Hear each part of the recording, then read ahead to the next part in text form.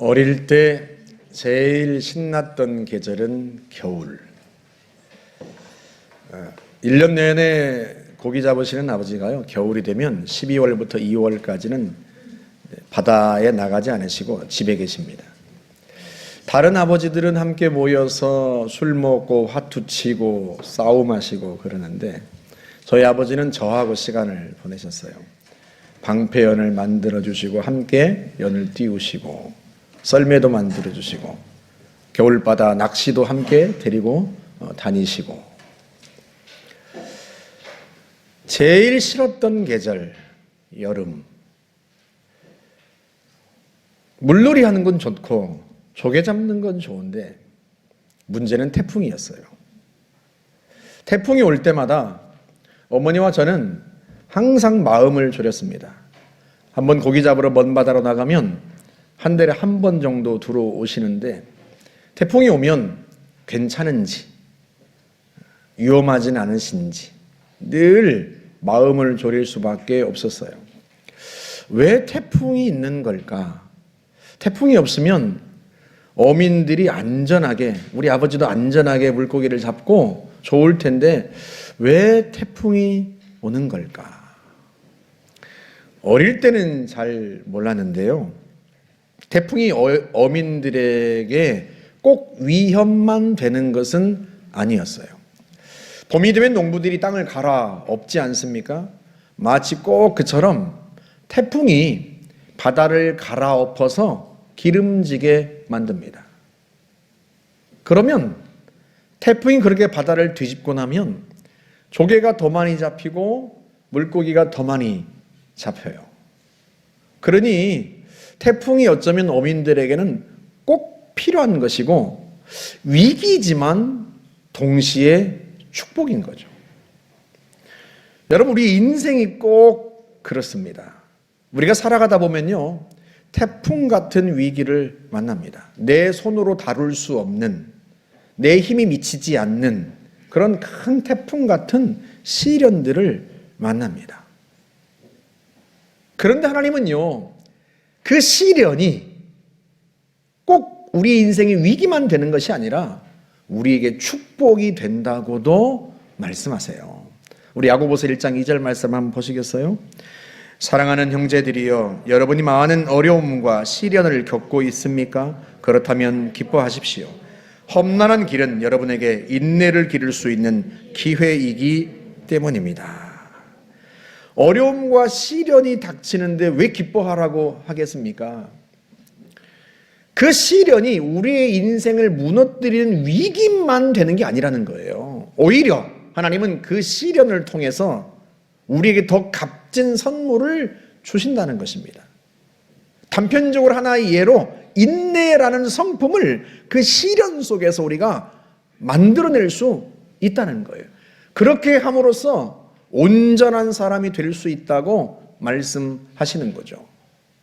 그러니 우리 인생에 닥치는 위기나 이 시련이 꼭 우리에게 없어야 될, 우리에게 불필요한 것만이 아니라 우리의 인생에 복을 가져다 주는 마치 태풍 같은 거죠. 솔로몬에게는요, 왕권이 그 태풍 같은 것이었습니다.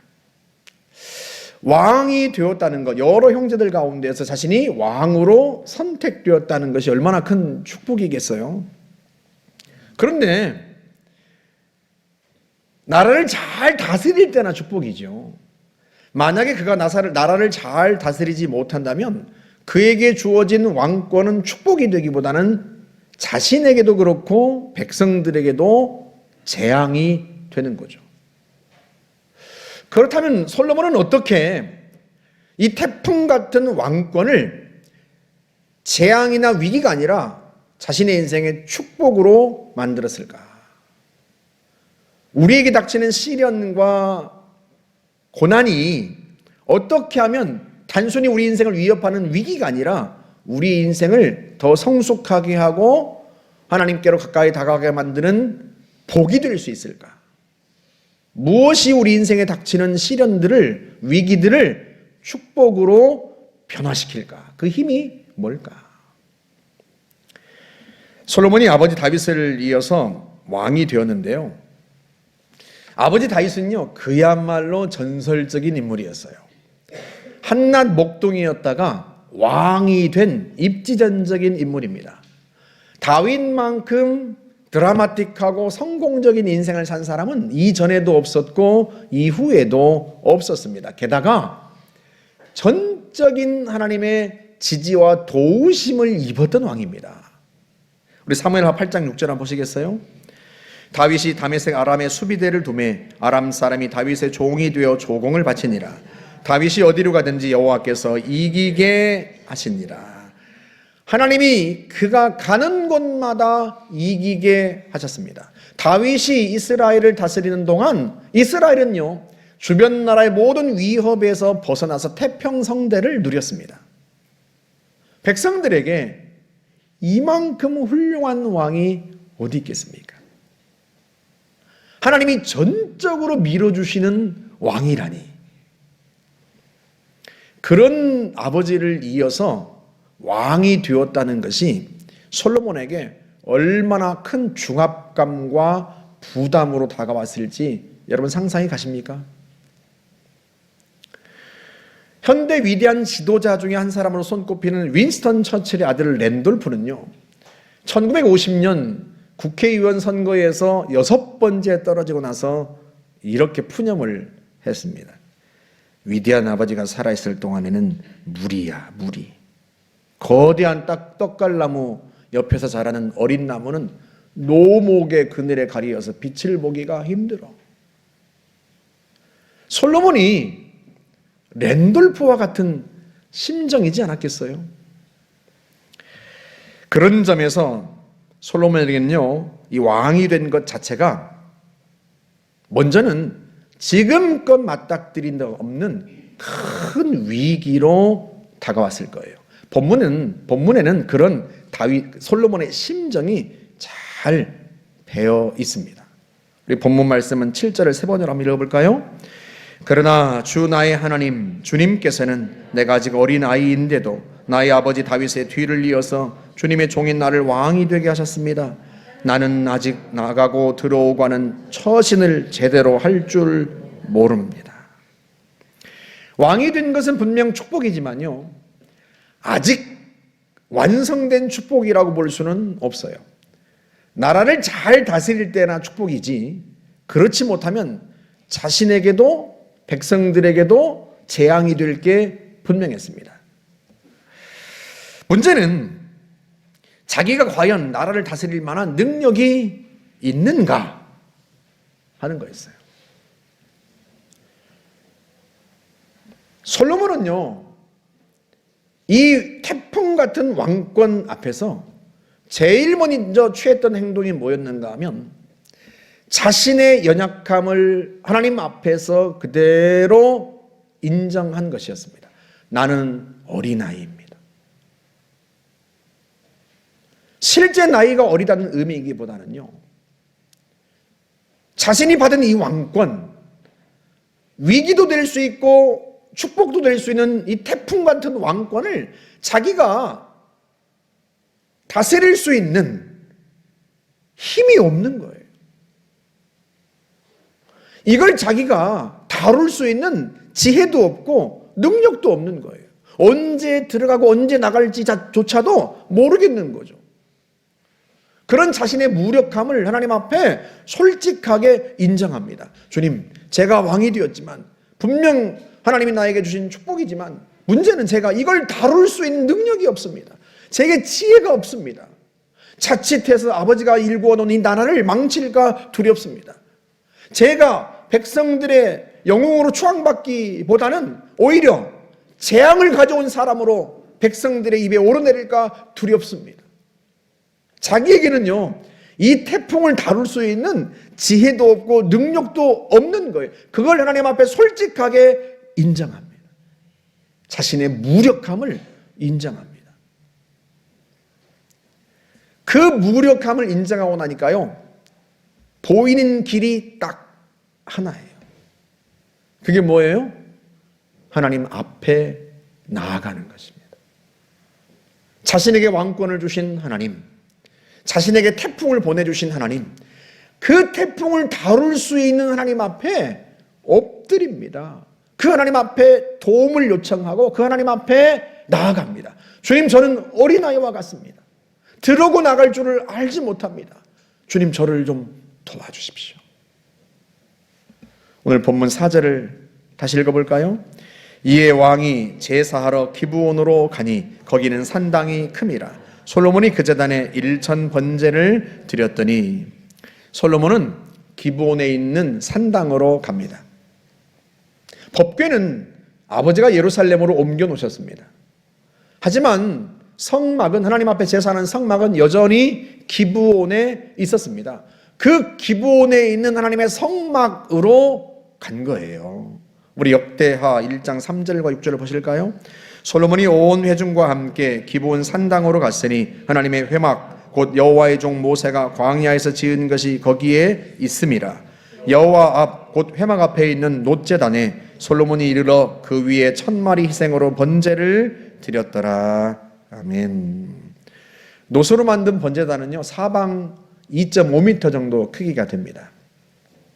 소를 잡아서 그 제단 위에 각을 뜨고 올려놓고 다 불태워 드리는 것이 번제입니다.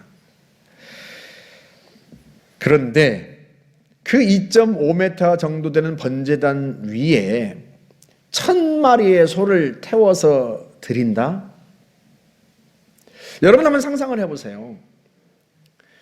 여러분이 1000마리의 소를 드리는 것, 1천번제라고 하는 것이 과연 무엇을 의미할까? 이 1000이라고 하는 숫자가 1001이라는 날소를 가리키는 것일까? 아니면 그냥 1000마리의 소의 수를 가리키는 것일까? 만약에 이게 한꺼번에 1000마리의 소를 번제로 드리는 것이라면 2.5m의 번제단 위에 몇 마리나 올려놓을 수 있겠어요? 한 2마리 정도? 그걸 불태워서 다 제가 될까지 태워버리고 나면 또다시 소를 또 올려놓고 번제를 드리고, 며칠이면 이 1000마리의 소를 드릴 수 있을까요? 번제로. 계산해 본 분이 있더라고, 세상에. 성서학자 중에. 해먼드라고 하는 성서학자가요, 만약에 한꺼번에 이 소를 2.5m 그 놋제단 위에 올려놓고 번제를 드리는 것이었다면 아마도 24시간 계속 태워드려도 7일에서 8일은 넉넉히 걸릴 것이다 하고 계산을 했습니다. 1000일 동안 번제를 드렸다고 해도 마찬가지입니다. 여러분, 이 어마어마한 번제를 이스라엘 역사상 드린 예가 없습니다. 1000마리의 소를 하나님 앞에 번제로 드린다? 1000일 동안 매일같이 하나님 앞에 왕이 제물을 드린다? 그런 예가 없었어요. 여러분, 게다가 솔로몬이 1000번제를 드렸을 때 하나님이 솔로몬의 꿈에 나타나서 물으십니다. 내가 너에게 무엇을 주기를 원하느냐? 넌 구해보거라.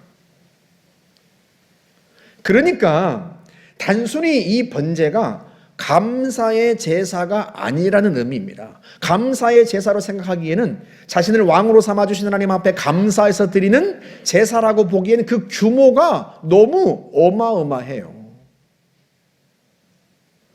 하나님이 왜 물으셨겠어요? 굳이 감사의 제물을 드리는데 하나님이 나타나셔서 도대체 뭘 원하는 거냐 하고 물으실 이유가 뭐가 있겠습니까? 하나님이 왜 물으시겠어요? 한번 이런 상상력을 한번 발휘해 봤습니다. 여러분 상상을 한번 해보세요.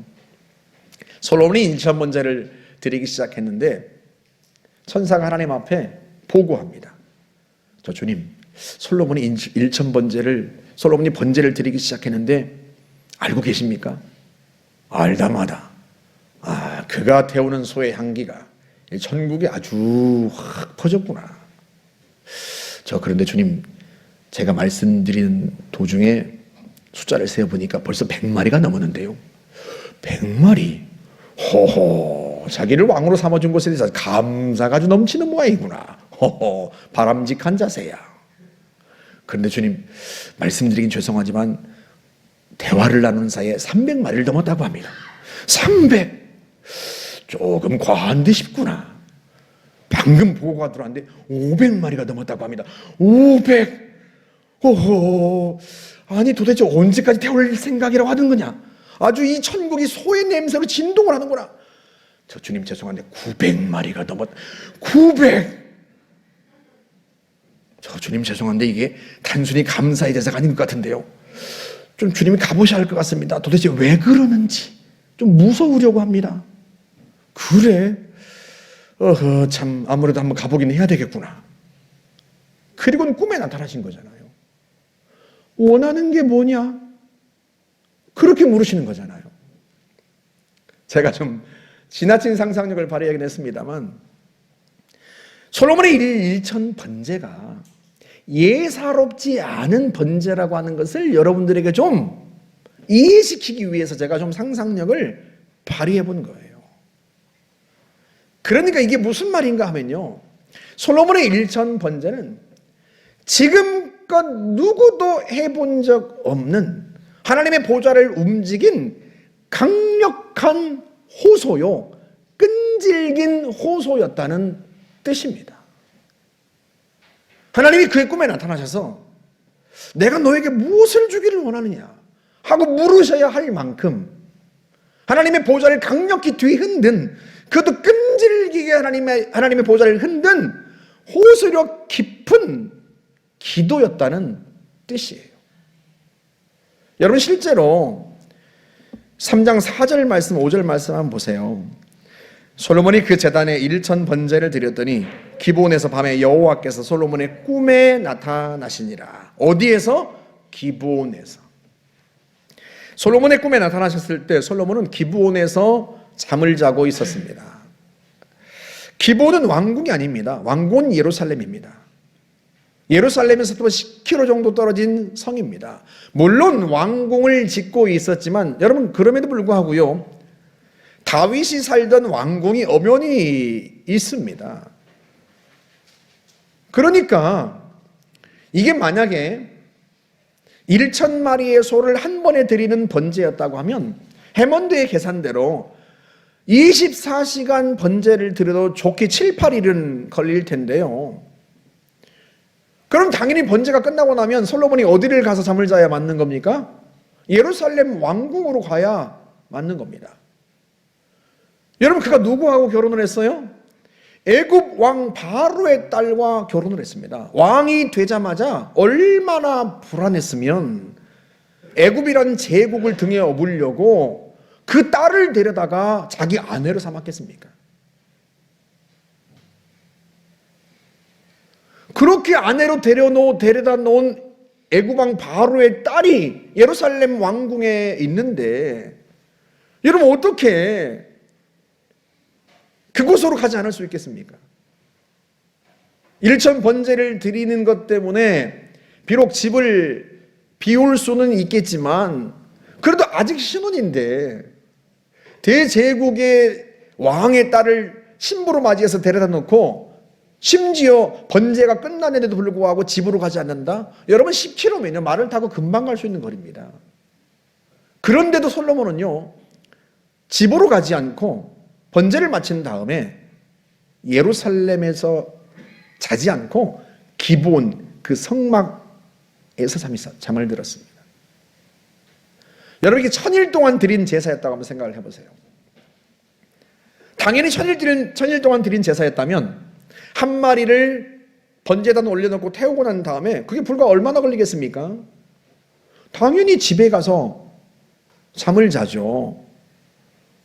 새 신부가 집에서 기다리는데요. 그러니 1000일 동안 당연히 제사를 드린 후에 왕궁으로 돌아가서 거기에서 잠을 자지 않았겠습니까? 그런데 솔로몬이 어디에서 자고 있다? 기브온에서 자고 있다는 거예요. 애굽 왕 바로의 딸을 데려다 놓고 시간이 많이 남는데도 번제는 다 끝났는데도 불구하고 한 마리의 소를 태우고 번제는 다 끝났는데도 불구하고 집으로 가지 않고 기브온에서 잠을 잔다? 여러분 있을 수가 없는 일이에요. 1000마리의 소를 한꺼번에 드린 제사이든 1000일 동안 드린 제사이든 여러분 기브온에서 잠을 잘 수가 없는 겁니다. 그러니까 이게 무슨 얘기인가 하면요, 일천 번제를 마쳤을 때, 일천 번제 제물을 하나님 앞에 드렸을 때 하나님께서 그의 솔로몬의 꿈에 나타나셔서 무엇을 원하느냐 하고 물으셨기에 망정이지, 만약에 하나님이 그의 꿈에 나타나셔서 묻지 않으셨다면 솔로몬은요 여전히 기브온에서 잠을 자면서 번제를 드렸을 거란 뜻입니다. 실제로 솔로몬은요 하나님의 응답을 받고 나서야 예루살렘으로 돌아갑니다. 오늘 본문 15절을 다시 볼까요? 솔로몬이 깨어보니 꿈이더라. 이에 예루살렘에 이르러 여호와의 언약궤 앞에 서서 번제와 감사의 제물을 드리고 모든 신하들을 위하여 잔치하였더라. 아멘. 그러니까 솔로몬의 일천 번제는요 지금껏 누구도 드려본 적 없는 가장 끈질긴 기도요, 하나님의 보좌를 가장 강력하게 뒤흔든 강력한 기도였다는 뜻입니다. 하나님, 저는 아이와 같습니다. 하나님이 분명 축복으로 주셨을 이 왕권조차도 제가 제대로 다룰 수가 없습니다. 들어오고 나갈 때를 모릅니다. 이것이 축복이 아니라 재앙이 될까 두렵습니다. 사람들에게 내가 축복이 아니라 재앙이 될까 두렵습니다. 하나님, 저를 좀 도와주십시오. 얼마나 절박하고 얼마나 간절한지 하나님 앞에 끈질기게 엎드리고 하나님이 응답하실 때까지 물러서지 않고 기도하지 않고는 견딜 수가 없었던 거예요. 그런 솔로몬의 심정이 본문에 고스란히 배어 있습니다. 우리 7절에서 9절을 다시 한번 읽어볼까요? 나의 하나님 여호와여, 주께서 종으로 종의 아버지 다윗을 대신하여 왕이 되게 하셨사오나 종은 작은 아이라 출입할 줄을 알지 못하고 주께서 택하신 백성 가운데 있나이다. 그들은 큰 백성이라 수요가 많아서 셀 수도 없고 기록할 수도 없사오니 누가 주의 이 많은 백성을 재판할 수 있사오리까? 듣는 마음을 종에게 주사 주의 백성을 재판하여 선악을 분별하게 하옵소서. 이들은 큰 백성입니다. 수요를 셀 수 없습니다. 천만에요. 아버지가 이미 다 수요를 세워놨어요. 하나님이 그것을 못마땅하게 여겨서 벌을 내리시긴 했지만요, 다윗은 말년에 자신의 백성이 얼마나 수가 되는지, 자신의 군사가 얼마나 되는지를 기어코 신하들을 설득하고 굴복시켜서 그 숫자를 다 헤아렸습니다. 솔로몬이 그걸 모르는 게 아니에요. 그런데 자기에게는 이 백성이 모리알처럼 많아 보여요. 헤아릴 수 없을 처럼 많아 보여요. 자기가 다룰 수 없을 것처럼 커 보입니다. 그 앞에 자기는 위축되어서 어린 아이와 같아요. 작은 아이와 같아요. 이걸 다룰 수 있는 능력과 지혜가 자기에겐 없는 거예요. 하나님이 주신 게 축복이 아니라 재앙이 될까 두려워서 잠을 잘 수가 없는 거죠. 그 절박한 심정이 솔로몬으로 하여금 하나님 앞에 끈질기게 기도하게 만들었고요, 물러서지 않고 기도하게 만들었습니다. 하나님이 응답하지 않으시면 기도의 자리를 떠날 수 없다는 그 절박감을 가지고 하나님 앞에 엎드리게 만들었어요. 그 끈질긴 기도가 결국에는 하나님의 보좌를 뒤흔들고 하나님께서 솔로몬에게 나타나셔서 도대체 원하는 게 뭐냐 하고 묻지 않을 수 없게 만든 거죠. 솔로몬은 본래 지혜로운 사람이 아닙니다. 평범한 사람입니다. 평범한 그를 비범하게 만든 게 그의 그 끈질긴 기도입니다. 자기에게 주어진 것이 이 태풍 같은 것을, 이 태풍 같은 왕권이 위기로 돌변하는 것을 막고 그것이 자신과 백성에게 큰 축복이 되도록 만든 것은 그의 물러서지 않는 끈질긴 기도였습니다. 그 기도가 그를 비범하게 만들고요, 그 기도가 그의 백성들에게 축복을 가져다 주고요, 그 기도가 평생에 솔로몬이라고 하는 사람을 전에도 없었고 후에도 없을 위대한 사람으로 만들었던 것입니다. 자신의 한계를 뛰어넘고 하나님만이 주실 수 있는 능력을 힘입은 사람이 되게 만든 거예요. 무엇이? 그의 끈질긴 기도가. 사랑하는 성도 여러분, 여러분은 이런 기도를 들으신 적이 있습니까? 끈질긴 기도, 물러서지 않는 기도, 하나님이 응답하실 때까지 기도의 자리를 떠나지 않으리라 결단하고 기어코 하나님의 응답을 받아냈던 그런 경험이 여러분들에게 혹시 있습니까? 있다면 여러분은요, 우리 인생의 최고의 승리의 무기를 가지고 있는 것입니다. 그런데 만약에 그런 경험이 없다면 하나님이 여러분을 보실 때 얼마나 마음이 아프시겠습니까? 자신의 자녀들이 이 세상을 살아가면서 많은 시련을 만났는데 그 시련이 태풍 같아요. 우리의 힘으로 다룰 수 없는, 우리의 지혜와 능력으로 다룰 수 없는 것들입니다. 우리의 한계치를 넘어서는 것들이란 말이죠. 여러분, 실제로 우리가 만나는 시련들이 다 그렇지 않습니까? 우리가 마치 태풍 앞에 선 어린아이와 같지 않아요?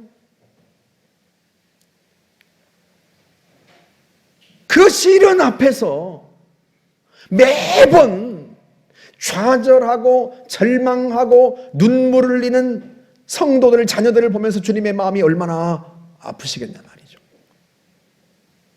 얼마든지 그 시련을 이겨낼 수 있고 그 시련이 단순히 시련으로 끝나는 것이 아니라 자녀들의 인생에 큰 축복이 될 수도 있는데 성도들이 그걸 모른 채 매번 시련이 올 때마다, 고난이 올 때마다 절망하고 좌절하고 울고 원망하며 세월을 낭비하고 있을 때 주님의 마음이 얼마나 아프시겠냔 말이죠.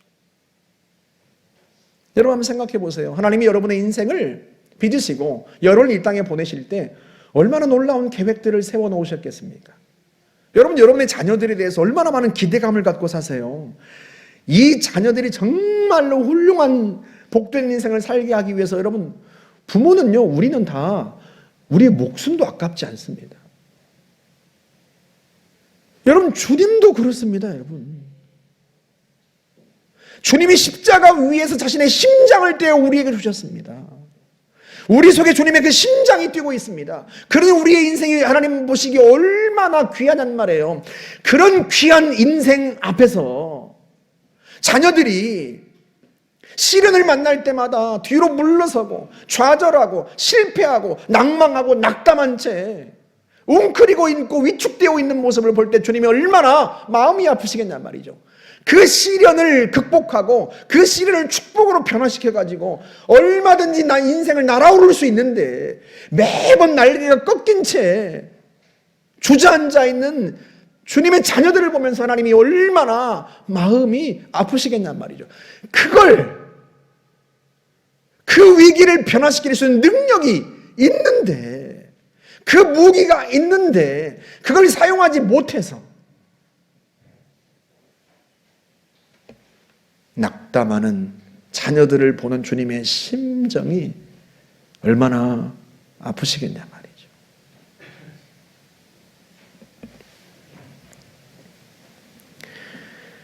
무엇보다도요, 우리가 하나님의 도우심이 없이는요, 우리의 모든 노력과 수고가, 우리의 소망을 이루고자 하는 그 모든 노력과 수고가 다 헛되고 맙니다. 우리 시편 127편 한번 볼까요? 1, 2절 말씀. 여호와께서 집을 세우지 아니하시면 세우는 자의 수고가 헛되며 여호와께서 성을 지키지 아니하시면 파수꾼의 깨어 있음이 헛되도다. 너희가 일찍이 일어나고 늦게 누우며 수고의 떡을 먹음이 헛되도다. 그러므로 여호와께서 그의 사랑하시는 자에겐 잠을 주시는도다. 아멘. 이 시편을 쓴 사람이 누구입니까? 솔로몬. 제목에 나와 있죠. 성전에 올라가는 노래. 그가 성전에 올라갈 때마다 고백했던 신앙 고백입니다. 하나님이 도와주시지 않으면 하나님이 함께 해주시지 않으면 성 하나, 나라 지키는 게요, 불가능한 일이에요. 심지어 작은 가정 하나 세우는 것도 어렵습니다. 여러분, 이 시편 후반부에는요, 자녀의 이야기가 나옵니다. 여러분, 우리 자녀들의 인생을 세우는 것이 얼마나 어렵습니까? 우리 자녀들에 대해서 얼마나 많은 우리가 기대와 소망이 있어요. 그런데 그 자녀들이 자신의 인생의 시련 앞에서 매번 뒤로 물러서고 용기를 내지 못하고 위축된 채 주눅 들어서 방 한 구석에서 홀로 울고 있는 모습을 보는 부모의 심정이 얼마나 아픕니까? 문제는 이 아이들에게요, 이 아이들에게 닥친 시련을 이 아이들에게 다룰 힘이 없다는 데 있어요. 여러분, 그러면 누군가 이 아이들을 위해서 눈물의 기도를 뿌려야 하지 않겠습니까? 하나님의 도우심을 구해야 하지 않겠어요? 아이들이 우리처럼 기도하면 얼마나 좋겠어요. 우리 막내 아이도요, 제가 매번 학원 갔다 오면 바로 예배당 들러서 기도하고 오너라 제가 시킵니다. 그런데 어느 날은 하고 오기도 하고 어느 날은 그냥 오기도 해요. 어느 날은 내려갔다 금방 올라와요. 야, 이놈아, 왔으면 기도를 좀 더 해야지. 할 거 다 했는데요. 우리 아이 중에요, 누가 자기들에게 맞닥뜨린 도전을 앞에 두고 하나님 앞에 절박하게 기도하는 애들이 몇 명이나 되겠어요? 실제로는 그 도전을 다룰 힘이 없어요, 이 아이들에게는. 그럼에도 불구하고 이 아이들이요, 자신을 도우시는 하나님이 계신다고 하는 사실을 절박하게 느끼지 못합니다. 그렇다면 부모라도 그걸 느껴야죠. 솔로몬이 고백하기를 젊은 자의 자식은 장수의 수중에 있는 전통의 화살 같다는 거예요. 자식을 잘 길러놓으면 이 자식이요, 강력한 힘이 되어서 우리 인생의 승리를 가져다 준다는 거예요. 그게 우리의 소망 아닙니까? 그런데 문제는 이 아이들이 자기들에게 닥친 시련을 다룰 수 있는 힘이 없다는 데 있어요. 그럼 우리라도, 부모라도 하나님 앞에 엎드려서 눈물로 씨를 뿌리며 물러서지 않고 끈질기게 하나님께서 이 아이들이 닥친 시련이 축복으로 변할 때까지 하나님의 보좌를 강력히 뒤흔드는 기도를 드릴 수 있지 않아야 하겠습니까?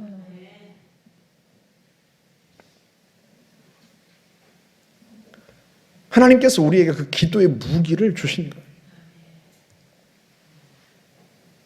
끈질긴 기도, 물러서지 않는 기도, 하나님이 응답하실 때까지 그 자리를 떠나지 않겠다는 각오를, 결단을 하고 드리는 그 기도. 그 기도가 우리의 인생에 닥치는 모든 것을 다 축복으로 변화시킵니다. 태풍 같은 시련도요, 그걸 우리 인생의 축복으로 만드는 것, 우리 자녀들의 인생의 축복으로 만드는 것은요, 우리의 기도입니다. 끈질긴 기도, 그치지 않는 기도, 물러서지 않는 기도, 하나님이 응답하실 때까지 떠나지 않는 그 기도의 자리를 고수하는.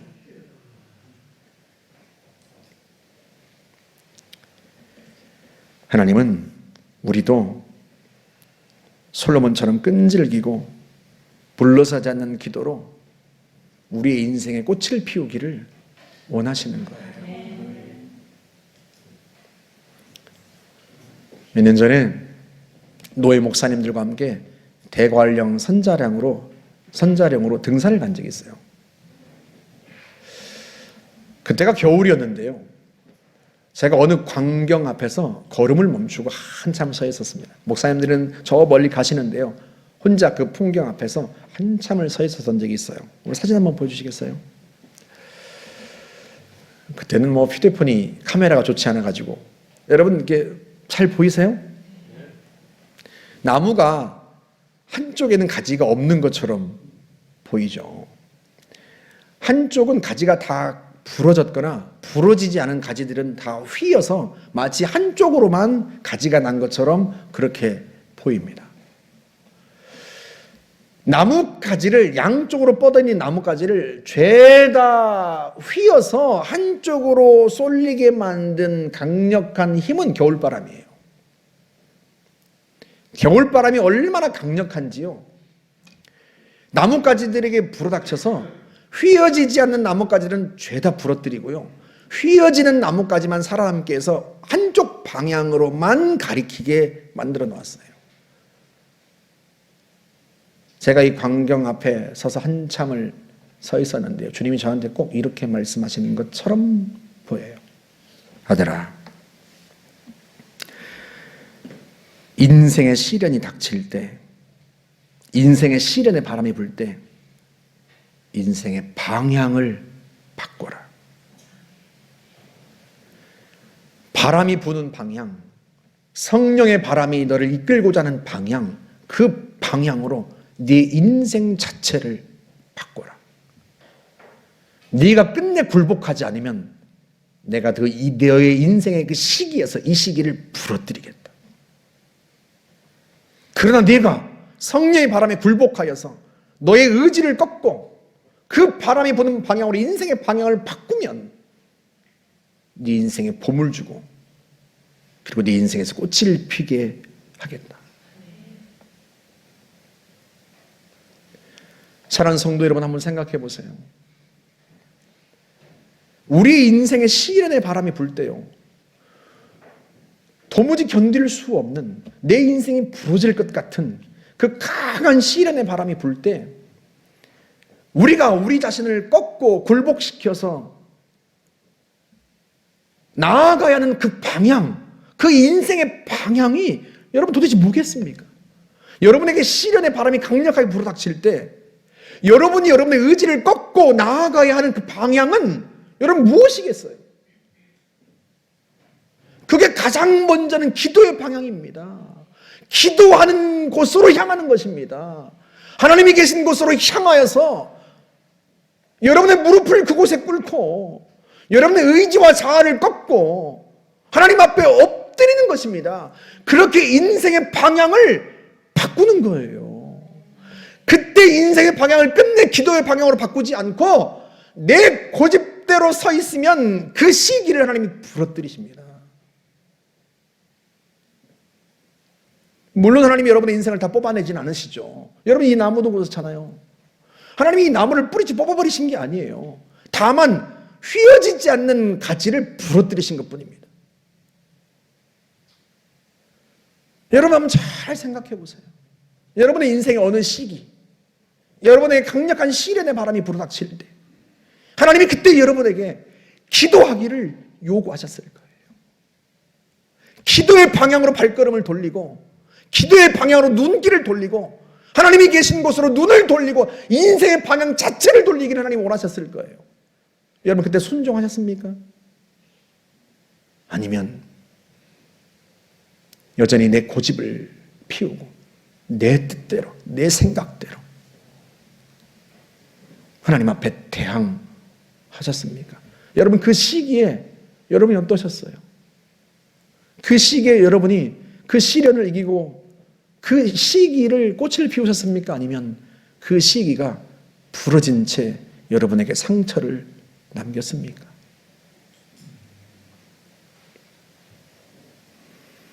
아직 우리에게는요, 많은 인생의 가지들이 남아 있습니다. 그리고 또한 앞으로 내가 다룰 수 없는 강력한 태풍 같은 시련의 바람이 우리 인생에 불어닥칠 것도 자명한 사실입니다. 어쩌면 지금 그 인생의 강력한 시련 앞에 서 있는 분들도 있고요. 이때 하나님이 우리에게 무엇을 원하시겠습니까? 내 한계치를 넘어선 시련, 내 힘으로는 다룰 수 없는 태풍, 내 인생의 이 시기를 꺾어버릴 것 같은 위기감을 느끼는 이때 우리가 어느 방향으로 우리의 시선을 돌리고 우리가 어느 방향으로 우리의 발걸음을 돌리고 우리가 어디를 향해야 하겠단 말이죠. 주님이 기다리십니다. 자녀들의 인생의 그 시기에 가지가 부러질 때마다 주님의 마음이 얼마나 아플지 여러분 상상해 보셨습니까? 내가 고집을 피울 때마다 내 인생의 그 시기의 가지를 꺾으셔야 하는 주님의 그 고통을 여러분 상상해 보셨습니까? 그렇게 해서라도 우리를 하나님 앞에 세우고자 하시는 주님의 그 마음을 여러분 아시겠어요?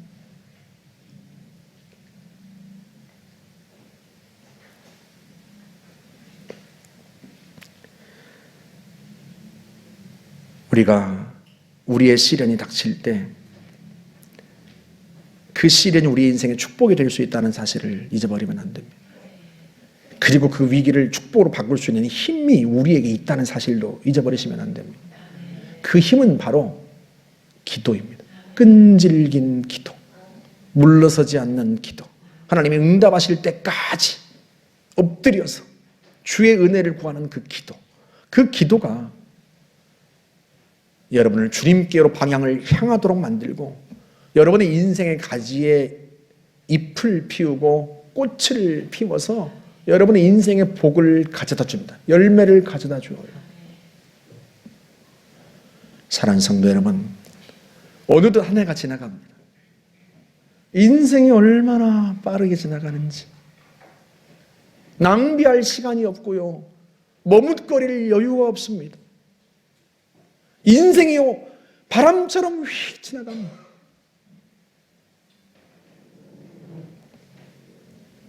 그러므로 지금 결단하십시오.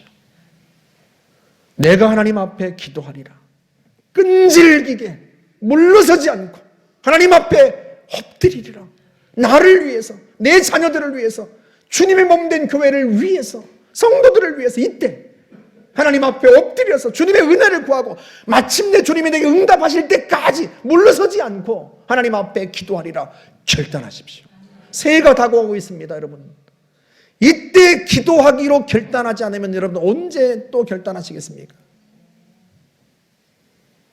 하나님이 여러분의 인생을 하나님께로 향하게 하시고 그 인생의 시기에 하나님 푸른 잎을 피우고 꽃을 피울 수 있도록, 그리고 마침내 아름다운 열매를 맺을 수 있도록 부디 오늘 지금 이때 하나님 앞에 끈질긴 기도, 물러서지 않는 기도를 드리기로 결단하실 수 있기를 주님의 이름으로 축복합니다. 우리 같이 한번 기도하겠습니다. 이 시간 주님 앞에 기도합시다. 주님, 제가 기도하겠습니다. 하루도 쉬지 않고 끈질기게 솔로몬처럼 쉼없이 물러서지 않고 기도하겠습니다. 솔로몬도 하나님의 복을 받았다면 나도 받을 수 있습니다. 하나님 도와주십시오. 결단합니다. 도와주십시오. 우리 같이 한번 하나님 앞에 기도하겠습니다. 전능하신 하나님 아버지, 은혜를 부어주시기를 바랍니다. 솔로몬은 기도로, 끈질긴 기도로 자신의 한계를 돌파했습니다. 자신의 힘으로 다룰 수 없는 큰 태풍 같은 문제를 기어코 하나님의 능력으로, 축복으로 변화시켰습니다. 하나님 아버지, 우리에게도 그 놀라운 일들이 일어날 수 있기를 원합니다. 우리의 인생의 매 시기마다 우리가 다룰 수 없는 하나님 태풍 같은 문제들이 우리에게 닥칩니다. 우리의 힘으로는 하나님 다룰 수 없는, 우리의 능력과 지혜로는 해결할 수 없는, 우리의 한계치를 훨씬 뛰어넘는 그 문제들이 우리에게 닥칠 때 하나님, 이때야말로 하나님 앞에 기도하게 하시는 때인 줄 알아 하나님 앞에 기도로 향하겠습니다. 주님의 마음으로 하나님 앞에, 주님의 마음을 향하는 곳으로 하나님 우리의 눈길을 향하겠습니다. 주 앞에 기도하겠습니다.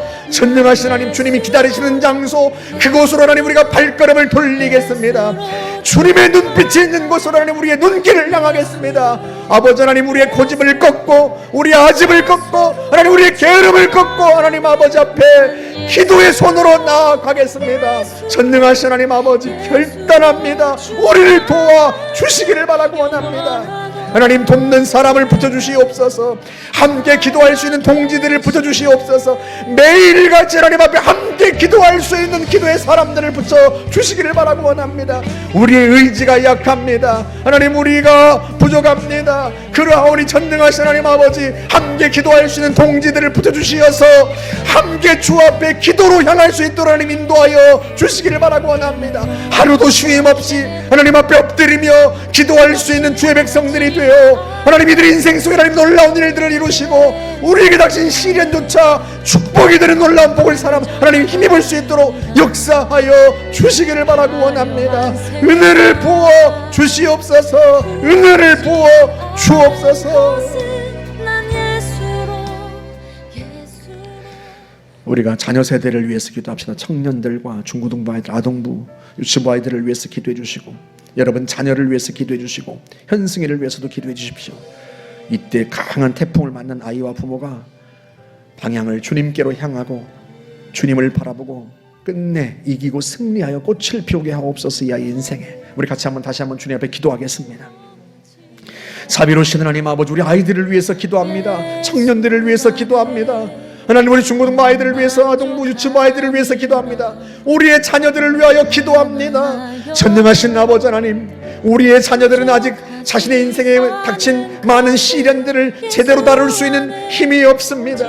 아버지 하나님, 이 아이들이 그 시련을 하나님 제대로 다룰 수 있도록 하나님 우리가 훈련시키겠습니다. 그때까지 하나님 우리가 주 앞에 엎드리며 기도하겠습니다. 청년들의 이름을 불러가며, 중고등부 아이들과 아동부 유치부 아이들의 이름을 불러가며, 이 아이들의 인생에서 하나님의 은혜가 임하기를 사모하며 기도하며 부르짖으며 나아가겠습니다. 하나님 역사하여 주옵소서.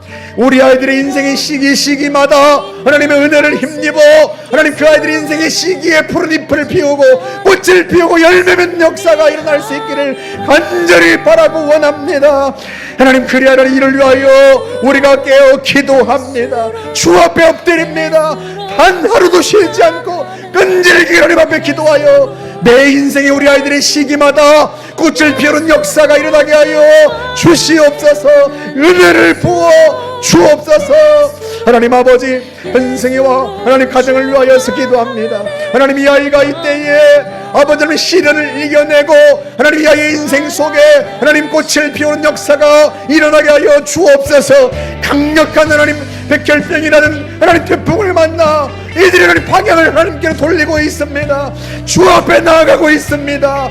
기도의 방향으로 나아가고 있습니다. 하나님 아버지, 은혜를 주어 이들이 주님으로 향할 때, 주님께 향할 때 아버지 이들을 붙잡아 주시고 넉넉히 하나님 시련을 이기고 하나님 인생의 봄을 맞이하게 하여 주시길 바라고 원합니다. 아이의 인생의 푸른 잎을 피우고 하나님 꽃을 피우고 열매 맺는 역사가 일어나게 하여 주시기를 바라고 원합니다. 성령님, 은혜를 베풀어 주시옵소서. 역사하여 주옵소서.